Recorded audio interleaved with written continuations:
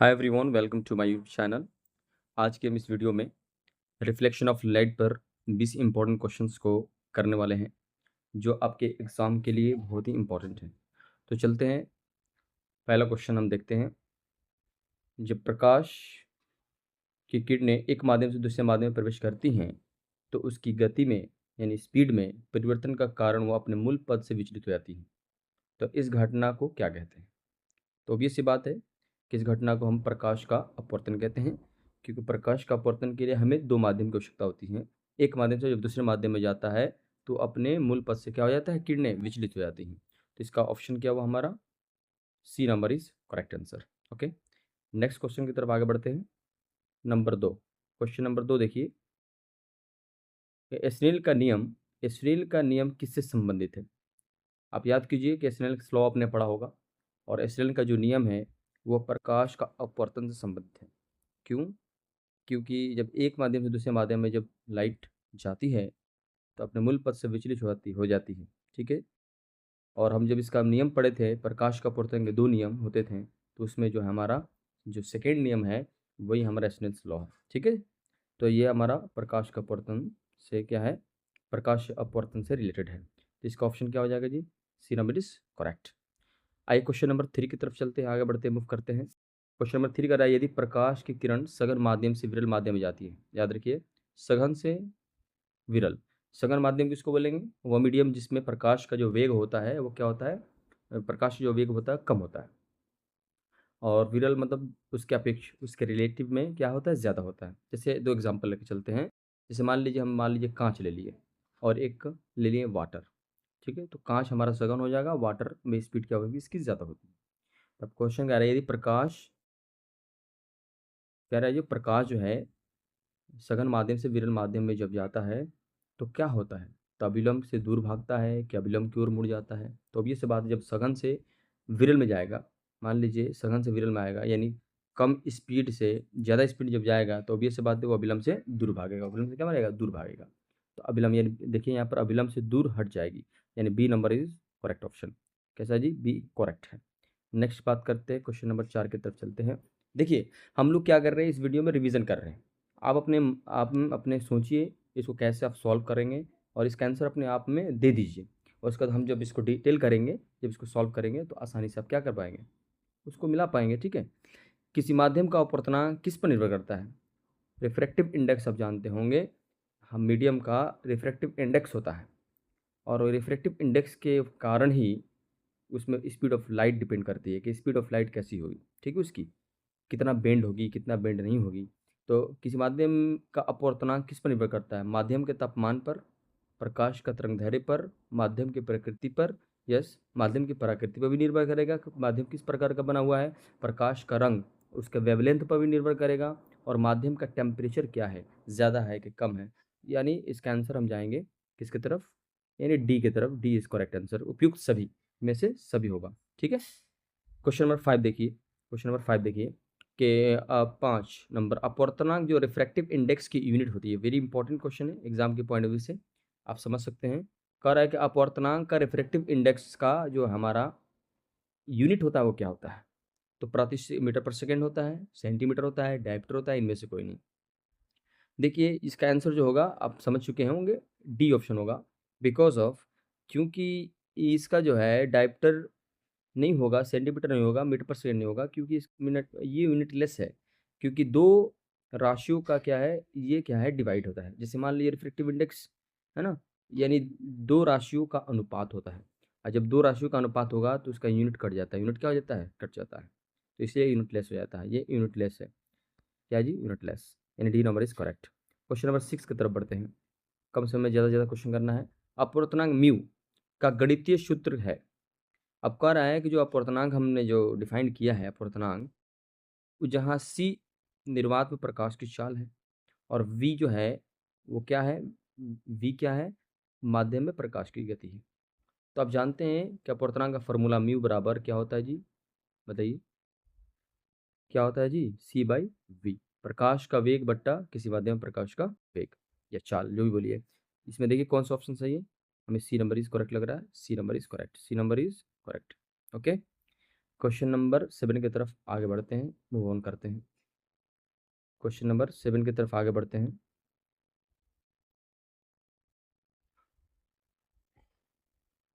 Question number 7 की तरफ हम आगे बढ़ते हैं। ठीक है, क्वेश्चन नंबर 7 देखिए, कह रहा है किसी माध्यम का निरपेक्ष अपवर्तनांक, कह रहा है किसी माध्यम का निरपेक्ष अपवर्तनांक, किसी माध्यम का निरपेक्ष अपवर्तनांक एब्सोल्यूट रिफ्रैक्टिव इंडेक्स हमेशा होता है। ये बहुत इंपॉर्टेंट है, समझने का प्रयास करिएगा।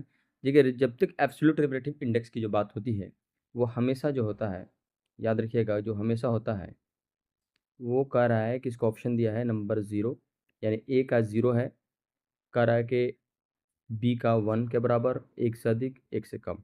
तो रिफ्रैक्टिव इंडेक्स जो होता है एब्सोल्यूट, है ना, निरपेक्ष अपवर्तनांक, एक होता है सापेक्ष, एक निरपेक्ष। तो निरपेक्ष अपवर्तनांक हमेशा क्या होता है, हमेशा जो होता है 1 से अधिक होगा। ठीक है, यानी जो रिफ्रैक्टिव जो हमारा इंडेक्स है, एब्सोल्यूट रिफ्रैक्टिव इंडेक्स, उसका आंसर जो होगा, हम सी नंबर की तरफ चलेंगे। ठीक है, 1 से अधिक। क्वेश्चन नंबर 8 समझिए, क्वेश्चन नंबर 8, पानी के अंदर रखा हुआ सिक्का वास्तविक गहराई से ऊपर उठा हुआ दिखाई देता है, यह किसके कारण होता है, बताइए। आपने एप्लीकेशन ऑफ रिफ्रैक्टिव रिफ्रैक्शन के अंदर देखा है, आपने देखा है कि प्रकाश का अपवर्तन के कारण जो होता है वो क्या होता है कि पानी के अंदर रखा हुआ सिक्का वास्तविक और गहराई ऊपर उठाई देता है। तो यानी इसका कारण क्या है, प्रकाश का अपवर्तन। ठीक है, C number is correct answer. आइए क्वेश्चन नंबर 9 की तरफ देखिए। क्वेश्चन नंबर 9 की तरफ, क्रांतिक कोण क्या होता है, बताइए। आपको बताया गया था क्रांतिक कोण क्या होता है।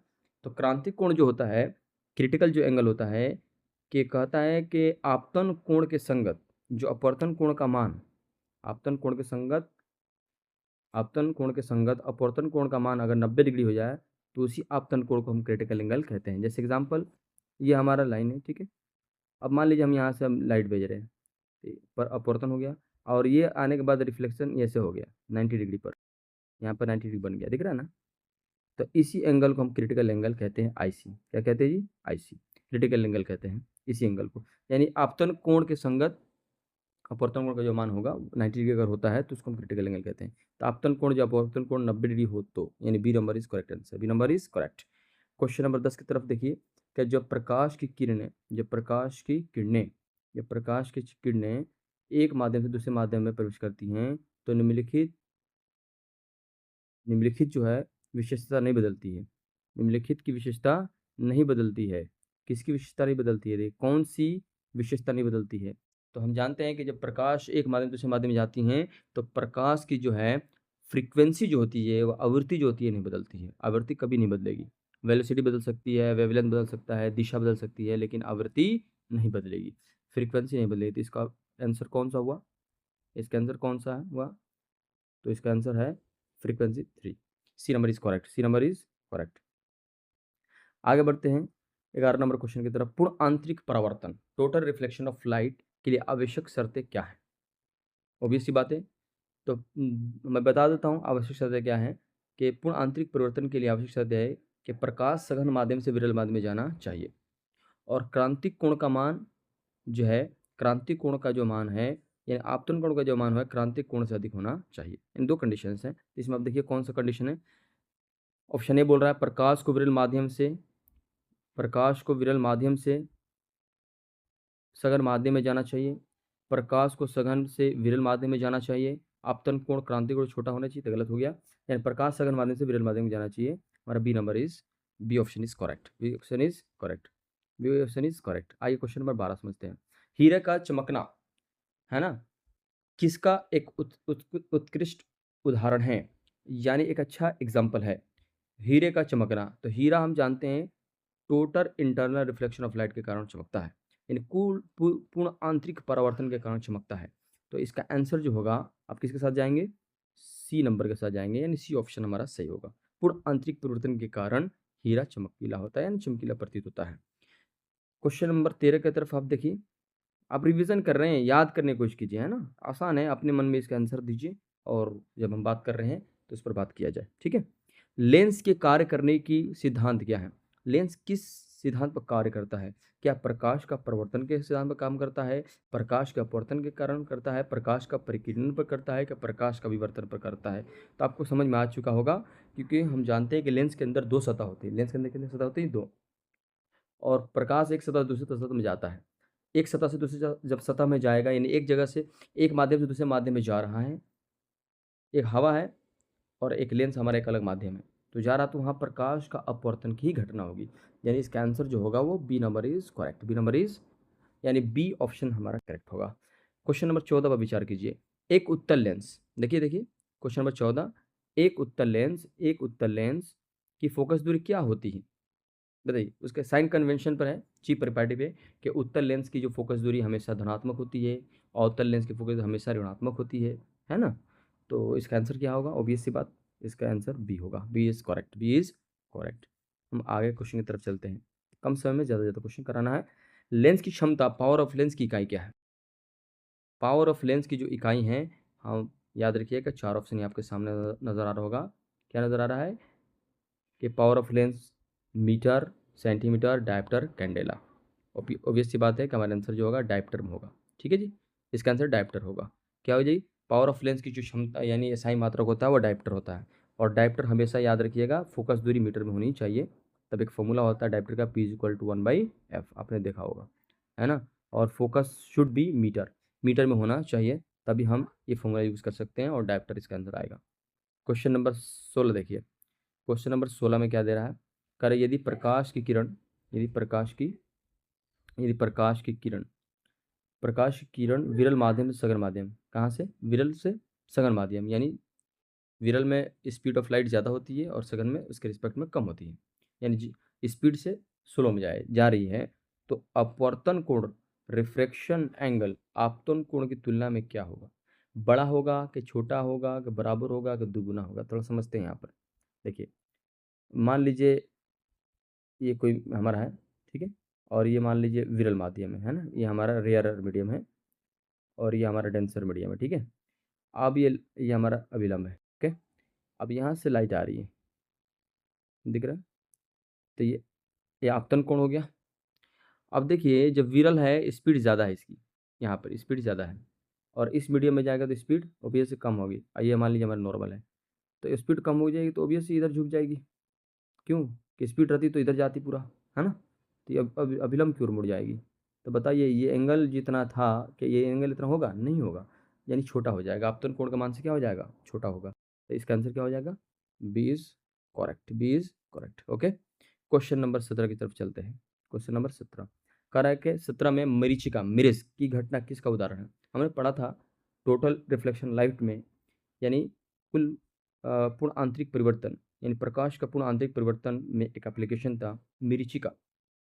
आप गर्मी के ज़माने में देखते होंगे कि भाई आप सड़क पर जा रहे होंगे तो देख रहे होंगे, बस दूर देखने पर लगता होगा पानी है, लेकिन जाते हैं तो वहाँ पानी नहीं होता है। तो मरीचिका एक तरह का दृष्टि भ्रम है, आई इल्यूजन करता है।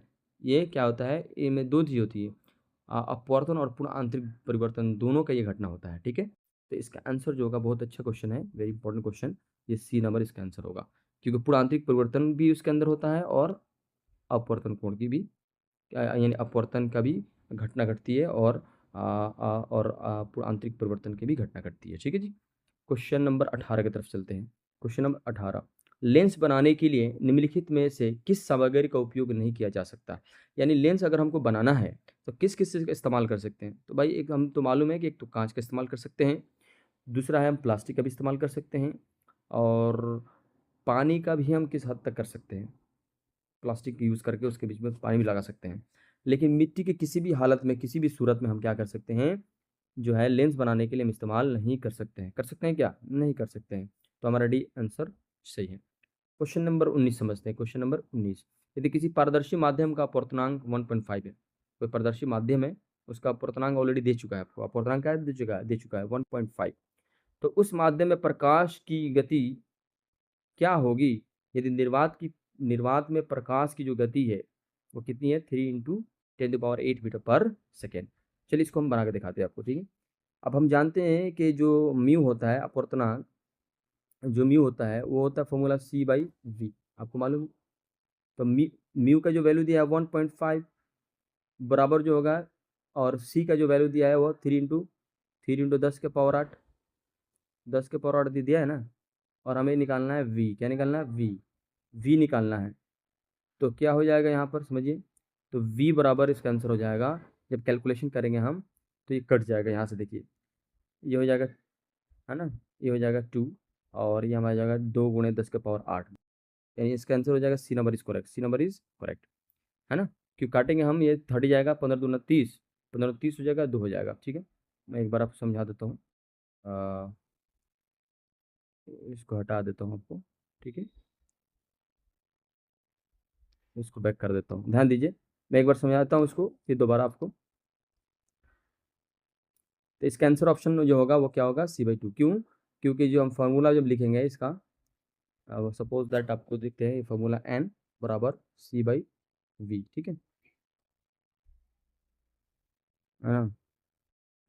n बराबर c/, जो है v होगा, तो क्या हो जाएगा यहाँ पर, n की जगह 1.5 रखेंगे और यहाँ हो जाएगा कितना, 3 × 10⁸, है ना, बट्टा क्या लिखेंगे यहाँ पे v, तो v बराबर हो जाएगा हमारा कितना, 3 × 10⁸। अब भाई हम 1.5 रखेंगे, ठीक है।